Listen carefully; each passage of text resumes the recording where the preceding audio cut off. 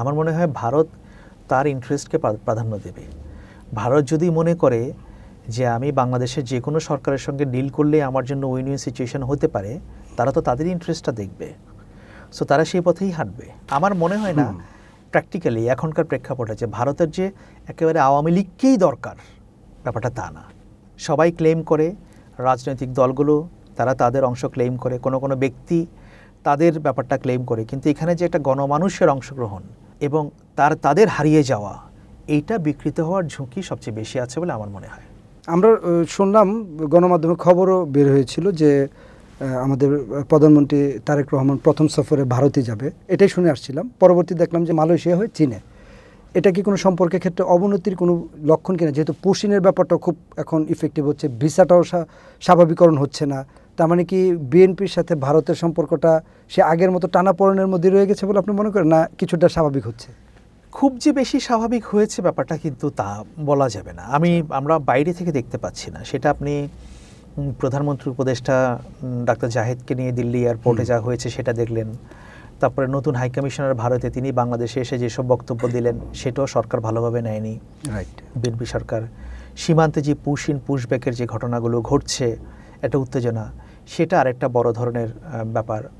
So মানে সম্পর্ক যে এখনো বেশ বড় স্বস্তি এসে গেছে ব্যাপারটা তা না। বাট আমার বিশ্বাস যে হয়তো বিএনপি সরকার একটা ওয়ার্কিং রিলেশনশিপ ভারতের সঙ্গে তারা করবে।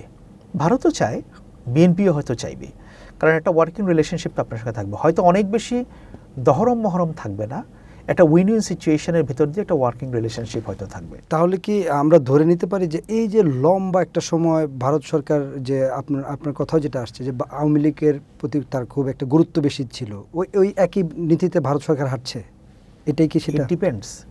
আমার মনে হয় ভারত তার ইন্টারেস্টকে প্রাধান্য দেবে। ভারত যদি মনে করে যে আমি বাংলাদেশের যে কোনো সরকারের সঙ্গে ডিল করলে আমার জন্য উইন উইন সিচুয়েশন হতে পারে, তারা তো তাদের ইন্টারেস্টটা দেখবে। সো তারা সেই পথেই হাঁটবে। মানে ভারতের যে, আমার মনে হয় না প্র্যাকটিক্যালি এখনকার প্রেক্ষাপটে যে ভারতের যে একেবারে আওয়ামী লীগকেই দরকার, ব্যাপারটা তা না। এটা আপনার যে কোনো সরকার, রাজনীতিক যে কোনো সরকারের সঙ্গে তারা কমফোর্টেবল হবে যদি তাদের মানে তারা যেভাবে ডিল করতে চায়, যদি সেটা হয়।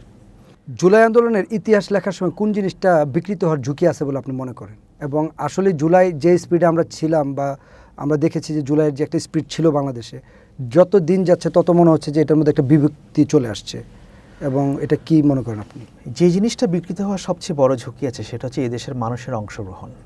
সবাই ক্লেম করে, রাজনৈতিক দলগুলো তারা তাদের অংশ ক্লেম করে, কোনো কোনো ব্যক্তি তাদের ব্যাপারটা ক্লেম করে, কিন্তু এখানে যে একটা গণমানুষের অংশগ্রহণ এবং তাদের হারিয়ে যাওয়া, এইটা বিকৃত হওয়ার ঝুঁকি সবচেয়ে বেশি আছে বলে আমার মনে হয়। এটা বিকৃত হওয়ার ঝুঁকি আছে।